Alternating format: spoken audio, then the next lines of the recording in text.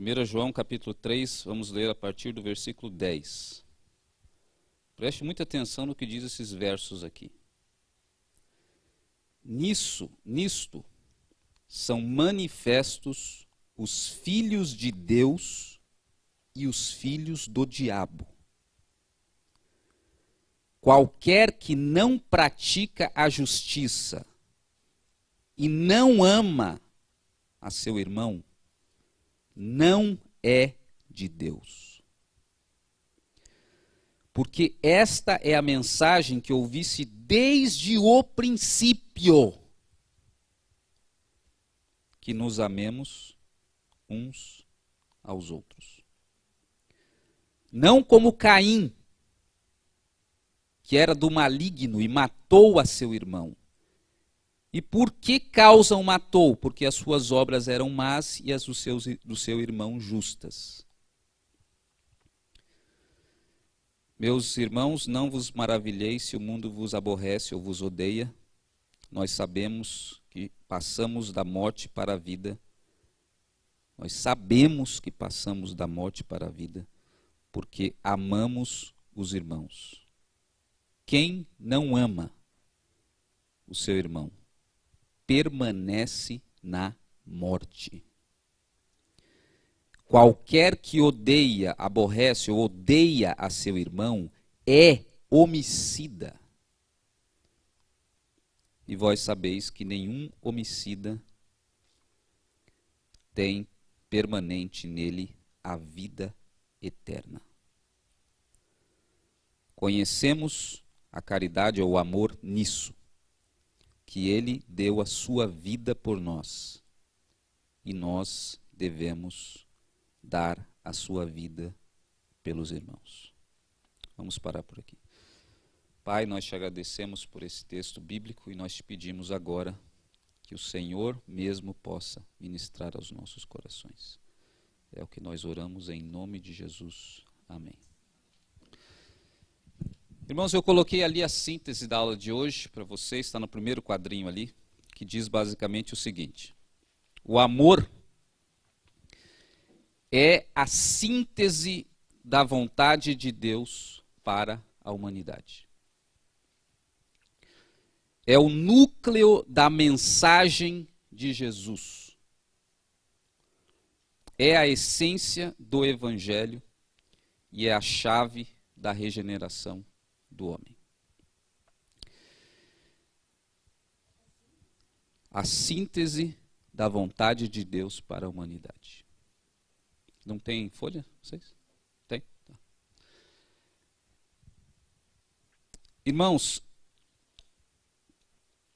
um dos maiores problemas da época de Jesus é que simplesmente o povo de Deus, os religiosos, os líderes religiosos, eles não entendiam isso aqui que a gente acabou de falar. Eles não entendiam e muitos não aceitavam isso. Por incrível que pareça. E o problema, eu diria, ainda hoje, não só da época de Jesus, é que muitos não compreendem isso, essa verdade. E não aceitam essa verdade. Por isso eu coloquei ali para vocês que para compreender o amor de Deus, a importância dele, do amor nos propósitos de Deus, é fundamental a gente perceber algumas coisas. Então a gente vai fazer esse percurso aqui exatamente para a gente perceber toda a importância que o amor tem para os propósitos eternos de Deus. Então, para a gente entender isso, primeira coisa, a gente tem que perceber que o amor que a Bíblia defende, primeiro ponto ali, não é o mesmo amor que o mundo defende. Primeira coisa. Isso gera confusão. Isso faz com que o amor seja, a palavra amor seja usada pelos incrédulos muitas vezes, até citando a Bíblia, fora do contexto do que significa o amor na Bíblia. E isso gera uma confusão entre os cristãos em relação ao fato de que como o mundo, os incrédulos usam o amor, ficam com receio de abraçar o amor também. Então a gente tem que perceber que o que a Bíblia, primeira coisa, o amor que a Bíblia defende não é o mesmo amor que o mundo defende. Porque quando o mundo fala de amor, basicamente ele está querendo dizer o seguinte: siga o seu coração. Não é isso? Quando o mundo está falando de amor, ele está falando, ó, importante é o amor, siga o seu coração, siga os seus sentimentos, siga a sua vontade. Se a tua vontade, se o teu sentimento, se o teu coração te diz para fazer alguma coisa, faça, porque não tem como estar errado você fazer o que o teu coração está pedindo. E as mocinhas apaixonadas adoram isso, né? Então, quando o amor é falado e defendido no mundo, é isso que está dizendo, mas isso não tem nada a ver com o amor que a Bíblia ensina, que está relacionado com, se você volta desde o Antigo Testamento, com misericórdia, com compaixão, com perdão, com sujeitar uns aos outros, que é o que o livro de Efésios fala, que é com sacrifício. Devemos amar assim como ele nos amou. 1 Coríntios 13, o amor não busca os seus próprios interesses, está entendendo? Não busca os seus interesses. Veja que o amor que a Bíblia está falando é exatamente o oposto do amor que o mundo prega e diz que é bom. Veja que o amor do mundo está relacionado com o quê? Meus sentimentos, meu coração, minhas paixões, minha vontade. Você vê que está girando em torno do meu, do eu, do egoísmo. É tudo para mim. E quando você olha para o amor bíblico, ele está se referindo aos outros, ao altruísmo, não ao egoísmo. A você se sujeitar aos outros, a você perdoar os outros, a você tolerar os outros, a você ter misericórdia com os outros, a você ter compaixão com os outros, não é para você.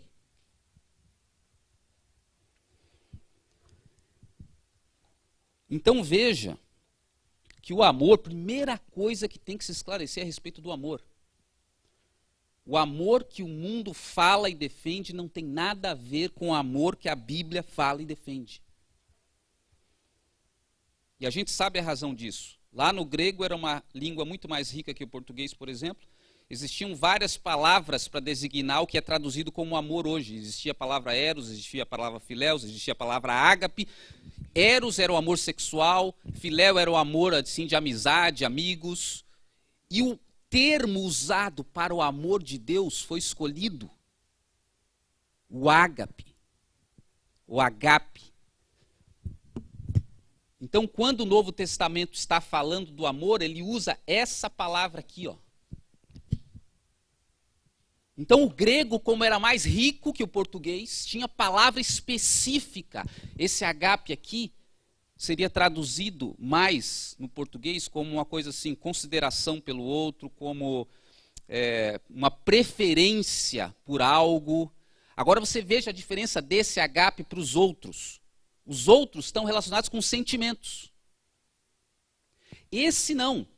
Consideração, quando você tem consideração por uma pessoa, quando você tem preferência por algumas coisas, você está falando de uma atitude deliberada, que você está pensando, raciocinando, decidindo alguma coisa.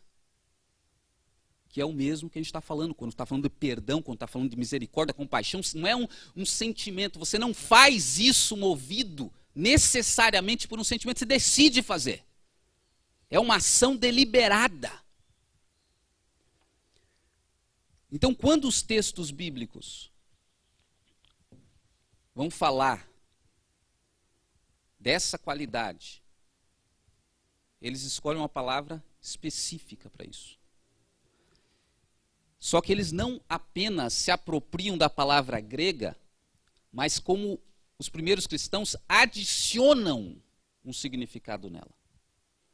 Porque Jesus diz, amai-vos, não como os gregos dizem que é o amor.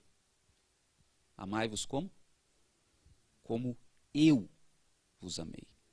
A ponto de dar a minha própria vida, a ponto de me sacrificar. Então, quando essa palavra é usada no contexto da igreja primitiva, é adicionado um significado maior para ela, que inclui, inclusive, o sacrifício de alguém.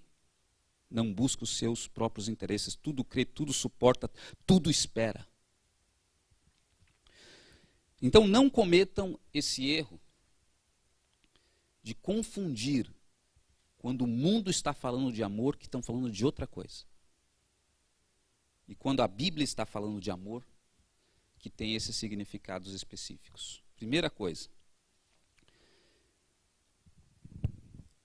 Segundo, já coloquei ali, o amor também não é um sentimento, já falei. O sentimento estava relacionado com os outros tipos de amor lá dos gregos, o filéu, o eros. O amor de Deus, o amor que a Bíblia fala, não é um sentimento. Próximo ponto. O amor bíblico não é apenas mais um mandamento. Os judeus, os rabinos, eles eram tão obcecados pela lei, que eles já tinham contado quantos mandamentos tinha no Antigo Testamento. Eles sabiam, 600 e pouco, não lembro agora de cabeça. Eles sabiam o número de mandamentos. E uma das principais coisas que os rabinos, os líderes religiosos lá dos judeus faziam, é discutir a respeito de qual era o maior mandamento. Qual era o mandamento sobre o qual todos os outros eram construídos. E aí eles ficavam discutindo entre eles. E aí você sabe muito bem que quando Jesus apareceu, perguntaram para ele o quê? Já que ele estava andando como se fosse um professor, o que perguntaram para ele? Qual é o maior mandamento da lei? Que era o que os rabinos vinham discutindo. Dos 613 mandamentos, ou 600 e poucos mandamentos, qual é o maior? E o que Jesus respondeu?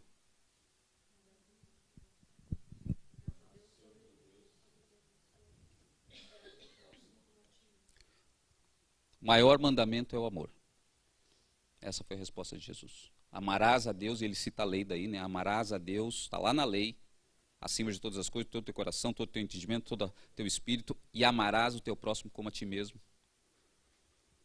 E ele disse, disso depende toda a lei e os profetas, ou seja, tudo que está na Bíblia anteriormente depende desse mandamento. E ele repete isso, por exemplo, lá em Marcos 12, 28, todos esses textos estão aí na folhinha de vocês. Qual é o primeiro mandamento? Pergunta. Aí Jesus responde, mesma coisa. E aí é interessante nesse texto que o rabino, quase uma exceção, concorda com Jesus. Isso lá em Marcos 12. E aí Jesus responde para ele o seguinte, depois que Jesus fala que o maior mandamento é esse, ele concorda com Jesus, ele fala, você não está longe do reino dos céus. Porque aquele rabino tinha entendido isso. Mateus 7,12, Jesus fala, isso é toda a lei e os profetas. A regra de ouro. Aquilo que você quer que os homens vos façam, faça primeiro você a eles. Isso é toda a lei e os profetas. Isso resume tudo. E mesmo depois de Jesus, Paulo, Romanos 13, o cumprimento da lei é o amor. Gálatas 5,14, toda a lei se resume em uma só palavra. Você viu Paulo e Tiago, Não resumiram nem em 2 mandamentos, resumiram em um só. Toda a lei se resume em um. Que mandamento? Amarás o teu próximo como a ti mesmo. Tiago 2,8 fala a mesma coisa. Amarás o teu próximo como a ti mesmo. Por que um só e não 2, que nem Jesus? Por causa do texto que nós lemos. Se alguém diz que ama a Deus e não ama seu irmão, é mentiroso. Então eles resumiram em um. Se alguém ama realmente seu irmão, é porque ama a Deus. E ninguém pode dizer que ama a Deus se não ama seu irmão. Então toda a lei se resume em um mandamento: amarás o teu próximo como a ti mesmo.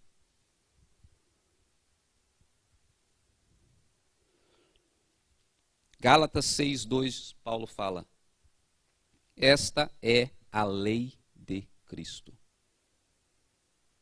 Levai as cargas uns dos outros. Uma figura do que é o amor. Então veja, o amor bíblico, isso tem que ficar claro, não é mais um dos 600 e poucos mandamentos da lei. É exatamente o fundamento da lei. É a base da lei, é o alicerce da lei, é o princípio sobre o qual toda a lei foi construída.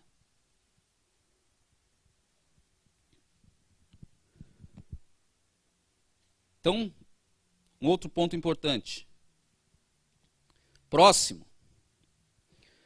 O amor bíblico não é apenas mais uma virtude.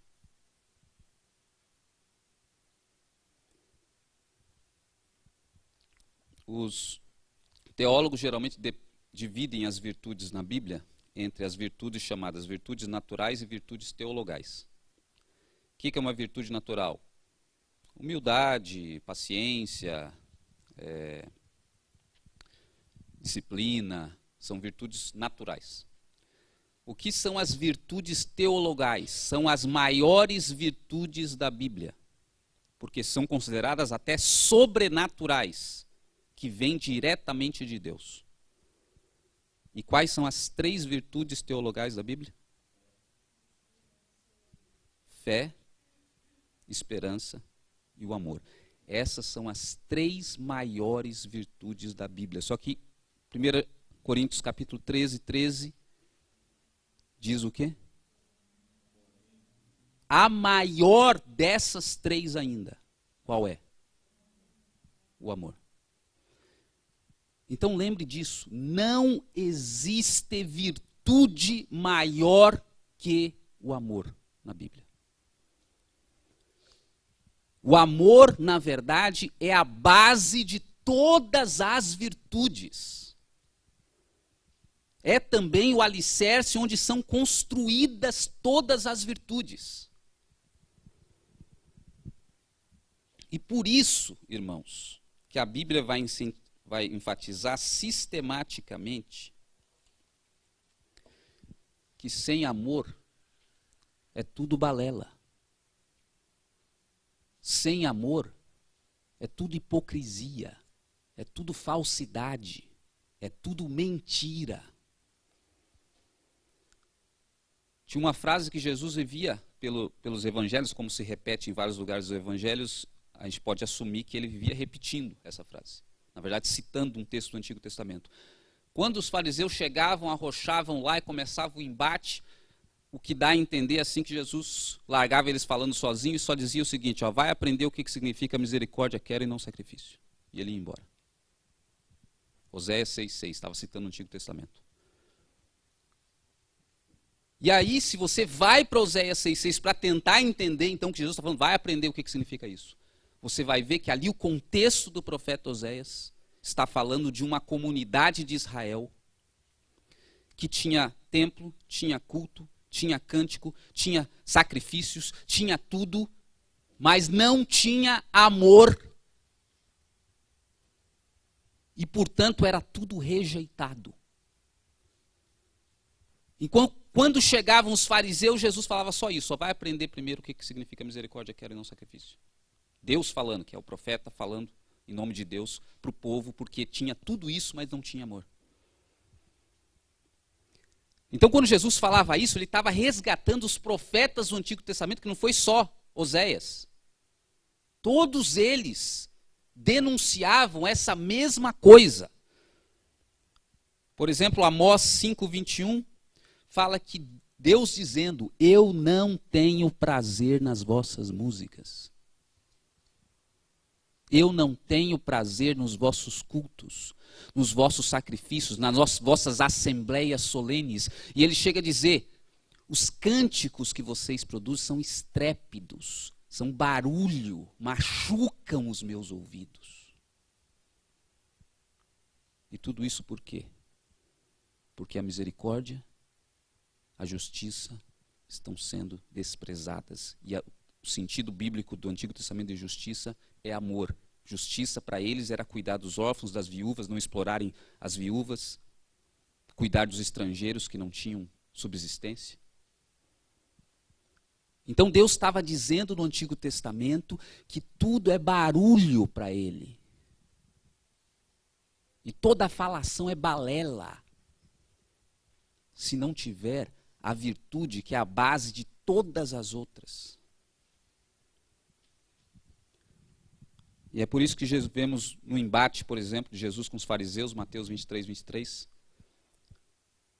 Jesus falando assim, ó, o problema é que vocês fazem tudo isso, mas desprezam o mais importante da lei,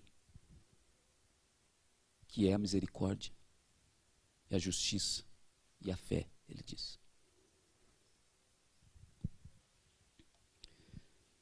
O amor, tem que ficar isso absolutamente claro, é o fundamento de todas as virtudes. Se não tiver amor, não tem nada.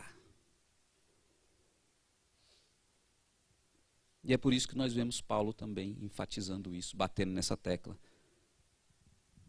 Se você falar todas as línguas dos homens, dos anjos, se você não tiver amor, você não tem nada. Se você tiver todo o conhecimento, toda a ciência, se você não tiver amor, você não tem nada. Se você der todos os seus bens, for riquíssimo, der tudo aos pobres, se não foi por amor, você não adiantou nada. Nada aproveitará, ele diz.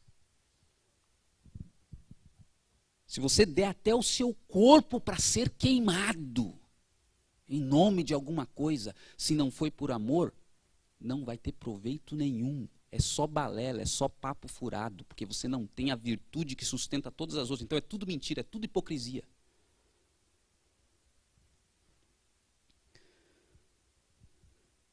Então a gente tem que ter claro esse outro ponto, que o amor bíblico não é mais uma virtude, é o fundamento de todas as virtudes.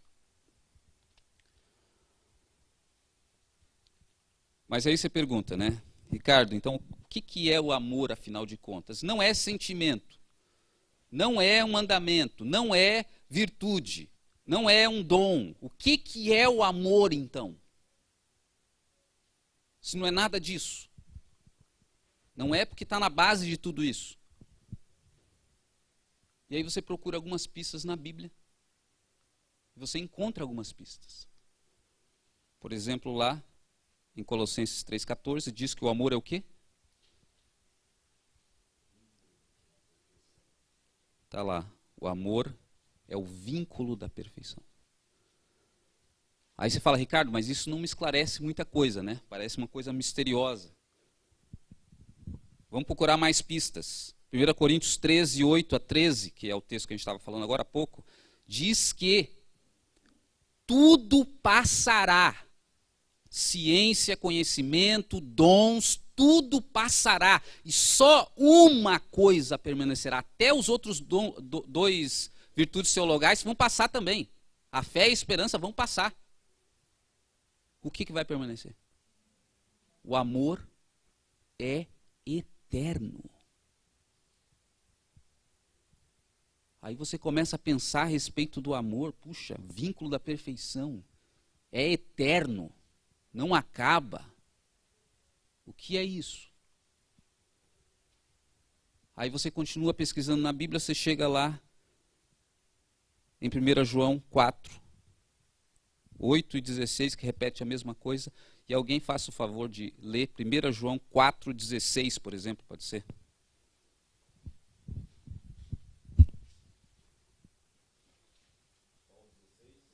Pode ser. E nós conhecemos e cremos no amor que Deus tem por nós. Deus é amor, e aquele que permanece no amor, permanece em Deus e Deus nele. Veja que a Bíblia chega ao ponto, então, de declarar, e essa é o mais próximo de uma definição de Deus que você vai encontrar na Bíblia. Que Deus é amor. Isso não é tradução mal feita. Está lá escrito no grego mesmo. Deus é amor. É amor. Então, quando nós olhamos na Bíblia tentando entender o que é o amor, por que o amor não é simplesmente uma virtude, por que o amor é mais do que um mandamento, por que o amor não é um sentimento meramente, você percebe que a própria Bíblia define que o amor é a essência do próprio Deus. Deus é amor.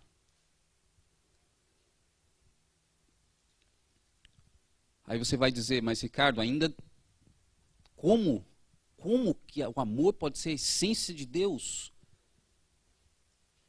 A própria Bíblia chama isso de mistério. Mas tem uma outra pista, em João capítulo 17. João capítulo 17, Jesus está na sua última oração antes de ser preso. E se você ler o Evangelho de João todo, você vai ver que a partir do capítulo 14 de João, Jesus está nas suas últimas horas antes de ser preso, crucificado, morto. E aí Jesus começa a bater na tecla do que é o mais importante. E aí Jesus começa a insistentemente falar a respeito do amor. Ele começa lavando os pés dos discípulos, mostrando isso que vocês têm que fazer e têm que viver. Depois ele vai dizer, nisso conhecerão que vocês são meus discípulos se vocês tiverem amor um pelos outros. Depois ele vai dizer, um novo mandamento vos dou, que vos ameis uns aos outros assim como eu vos amei. E ele vai ensinando a respeito do amor. E quando chega em João capítulo 17, que ele está na sua última oração, ele revela naquela oração o propósito maior de Deus para a humanidade. E aí depois vocês podem ler o texto lá em João 17, 21, 22, que ele fala assim: eu estou orando por esses, pelos seus discípulos, mas não somente por esses, mas por todos aqueles que virão a crer em mim. Ou seja, por nós, por todos, por todas as gerações de cristãos que viriam a crer.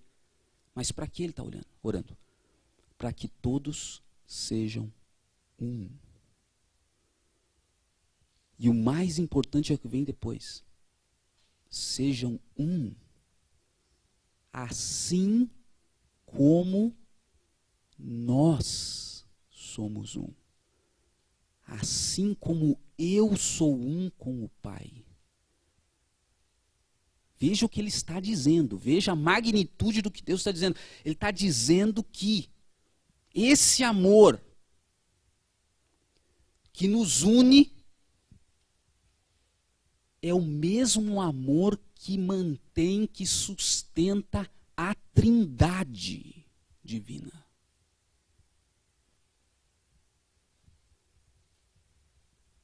Então é como se você imaginasse aqui a Trindade, você sabe, Pai, Filho, Espírito Santo, e os três são um, é um dos mistérios da Escritura. E ele está dizendo que o que mantém, o que liga, o vínculo que mantém a Trindade como um só, é o quê? O amor. E é por isso que ele está dizendo, o objetivo, o propósito maior de Deus é que a própria humanidade têm esse mesmo vínculo, de tal forma que sejam um como o próprio Deus é um. Então veja que o amor é a própria essência da vida divina. O amor é que mantém a Trindade unida. O amor é o propósito maior de Deus para a humanidade. Porque é através do amor que a humanidade vai chegar à imagem de Cristo. E, portanto, a imagem de Cristo não é individual, uma coisa que você consegue chegar sozinho, isolado na sua casa. A imagem de Cristo só é alcançada quando um grupo, uma coletividade de pessoas começa a viver isso aqui, ó, o ágape divino, o amor, de tal forma que se tornam um. E quando se tornam um, adquirem uma existência como a Trindade.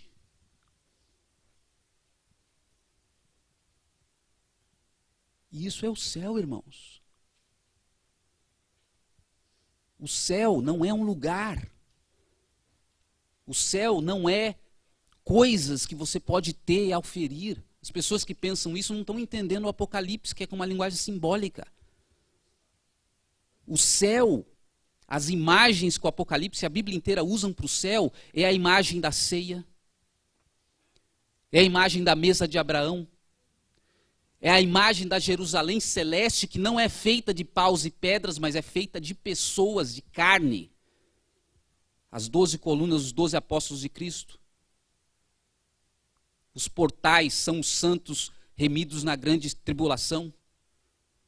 É uma cidade que é feita de gente, porque são todas figuras para expressar algo inexprimível. Que é o que é atingido quando nós começamos a viver conjuntamente com esse amor. E nós começamos a ter a mesma experiência que a família divina tem, a Trindade.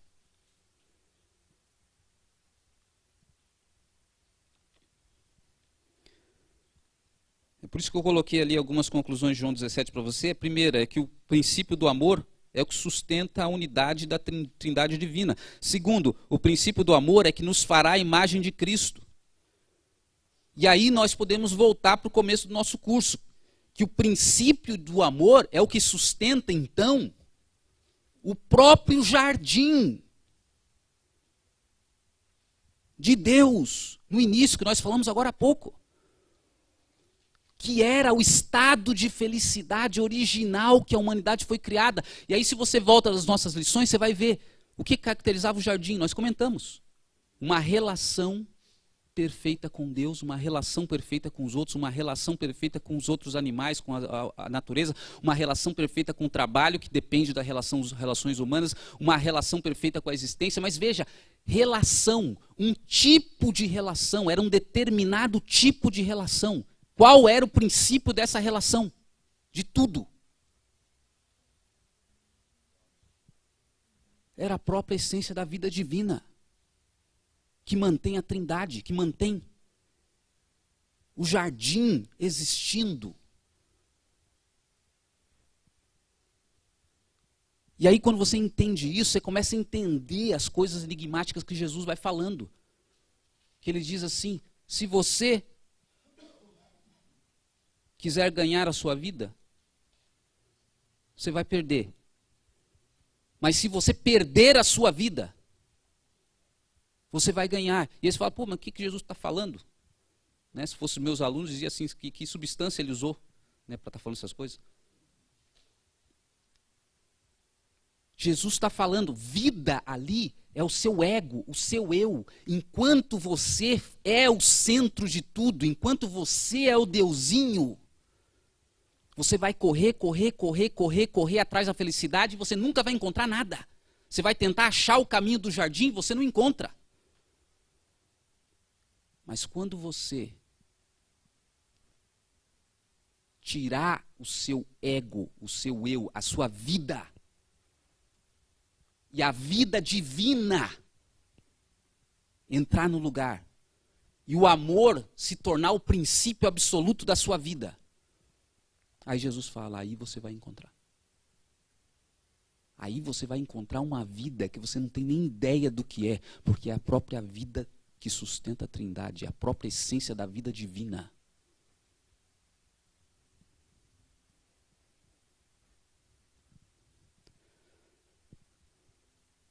Então é o princípio do amor que sustentava o jardim, é o princípio do amor que sustenta aquilo que é possível como felicidade humana.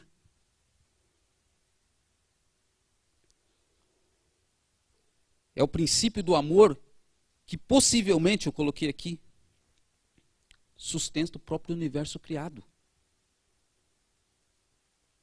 Porque quando se começa a ler lá em João capítulo 1, no princípio era o verbo, e o verbo estava com Deus, e o verbo era Deus. O verbo estava no princípio com Deus, e todas as coisas foram feitas por intermédio dele. Ó, tudo foi criado por intermédio dele, e sem ele nada do que foi feito se fez. Aí você vai pesquisar, que verbo é esse que está sendo dito? Aí você vê que esse verbo no grego, logos, os gregos entendiam isso como razão universal. Os gregos acreditavam que existia um princípio que era responsável por toda a criação da humanidade, por toda a criação do universo, do mundo. E eles chamavam razão universal porque eles perceberam que, vou apagar aqui só para ficar mais claro.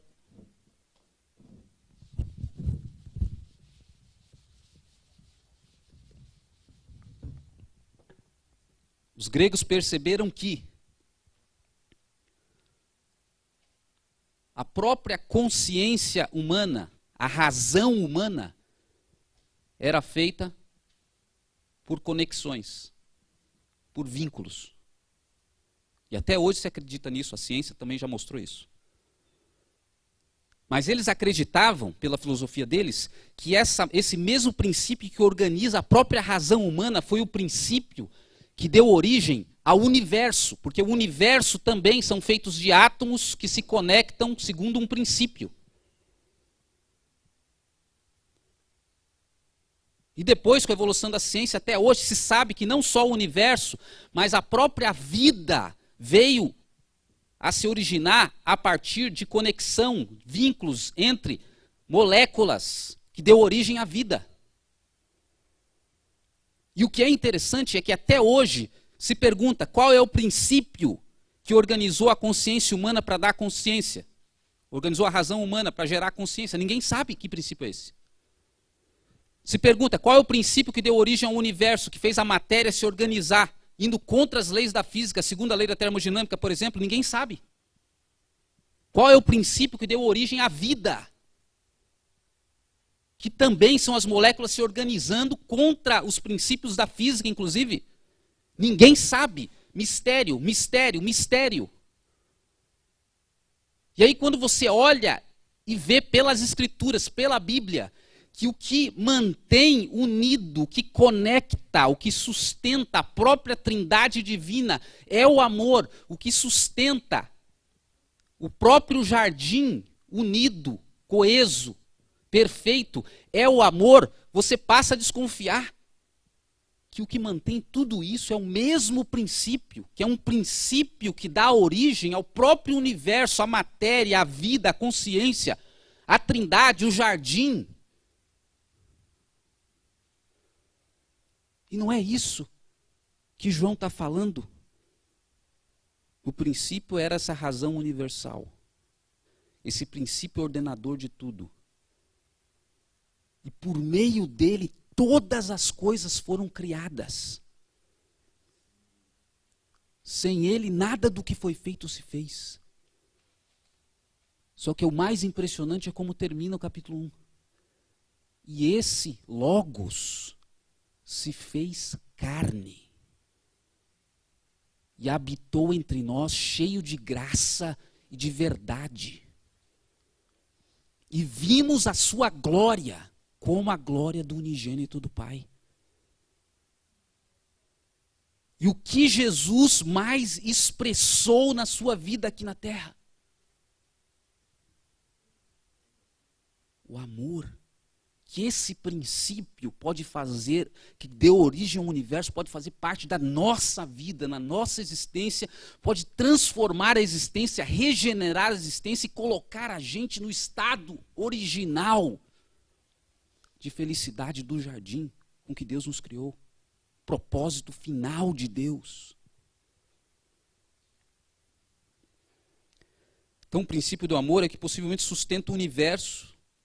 O princípio do amor é a chave da regeneração da humanidade. E aí começa a ficar claro, por que o amor? Claro, o amor não é só um mandamento, o amor não é só uma virtude. O amor não é um sentimento. O amor é o próprio princípio da vida divina que sustenta todas as coisas e mantém o universo.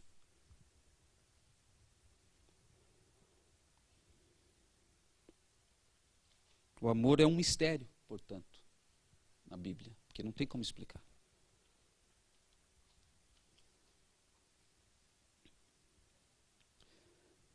Por isso eu coloquei ali a parte mais importante para a gente caminhar ao final aqui.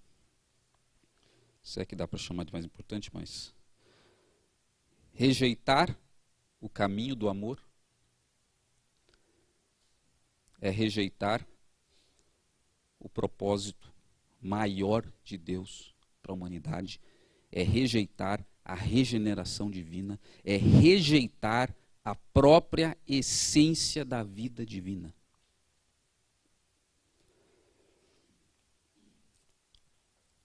O rompimento com Deus, lá no jardim, foi o rompimento com o amor.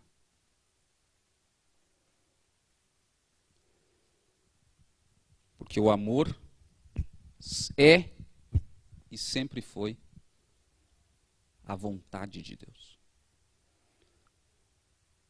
E quando a humanidade não quis mais se submeter à vontade de Deus e quis estabelecer a sua vontade acima da vontade do Criador, ela estava basicamente dizendo não para o amor. Não.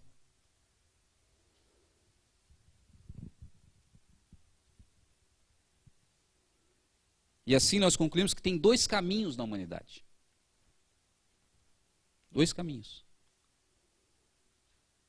Tem o caminho que o apóstolo Paulo fala, que é, vou mostrar a vocês agora, 1 Coríntios 12, 31, vou mostrar a vocês agora um caminho sobremodo excelente.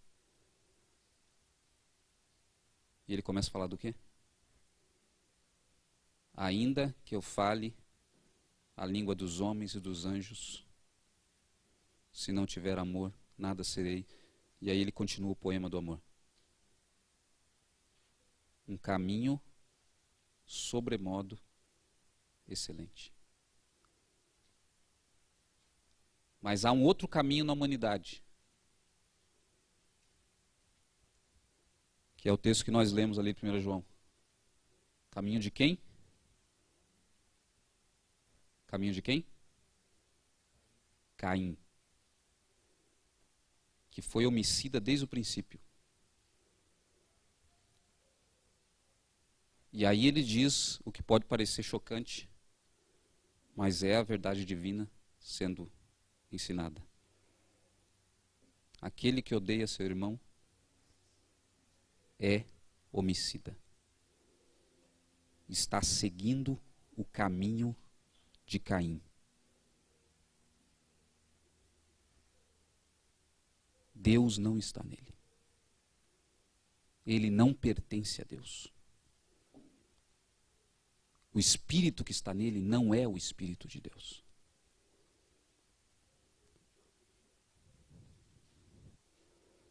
E por que eu digo que esse caminho é oposto ao caminho do amor? O caminho do rompimento com Deus é o caminho que fala assim, a minha vontade é o valor supremo, eu sou Deus. Os outros existem para me servir. Eu não me sujeito a ninguém. nem a Deus. E se você começa a ver esse caminho, você vê que é exatamente o oposto lá de Filipenses capítulo 2, que fala sobre Jesus, e quando ele veio ao mundo, o que ele fez? Ele se esvaziou. Ele não se exaltou.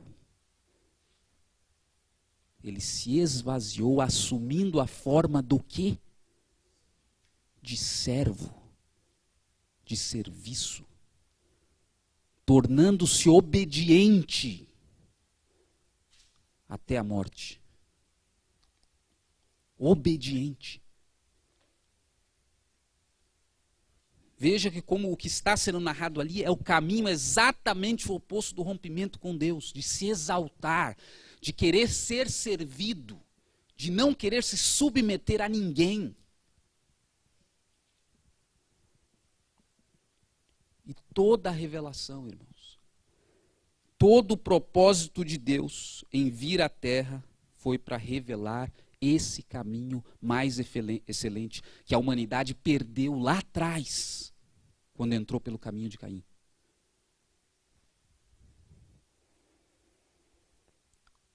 E Jesus veio, encarnou esse caminho do amor, viveu, foi ao extremo de morrer, para nos convidar todos a nos arrependermos e voltarmos a esse caminho.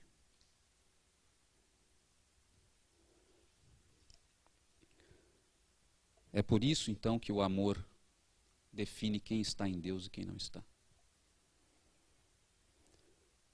É por isso que quem odeia está em trevas. É por isso que quem se recusa a perdoar está cego. Está andando pelo caminho de Caim. É por isso que quem chama o seu irmão de raca, de lixo, é réu do fogo do inferno. Estão desconectados de Deus, se desconectaram da própria vida divina. Eles não estão rejeitando somente a vontade de Deus, eles estão rejeitando a própria essência de Deus. Podem professar que conhecem a Deus, mas não conhecem.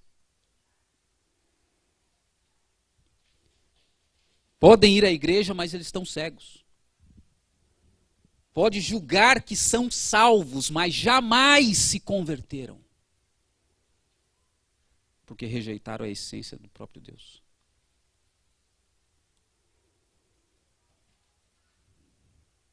Eles fazem a negação mais profunda que poderia ser feita a respeito do Criador, que é negar a sua própria essência.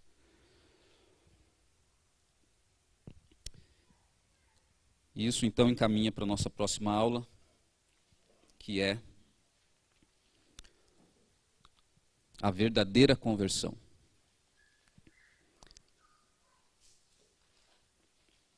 É você se converter ao caminho do amor, que é a vontade de Deus que foi rejeitada desde o início. E que a gente não pode se enganar. Jesus falou lá para os fariseus, João capítulo 5, se eu não me engano. Vocês são do diabo porque não tendes o amor de Deus em vós. E hoje, nas massas evangélicas, daqueles que frequentam os templos, tal qual lá na época de Jesus, existem centenas, milhares que frequentam, mas vivem o caminho de Caim na prática. Não querem saber do amor, rejeitam o amor. E muitos que não entendem que essa é a essência de tudo, da própria vida divina. Então, converter-se a Deus, quero conversar com vocês na próxima aula, envolve fundamentalmente você abraçar o caminho do amor.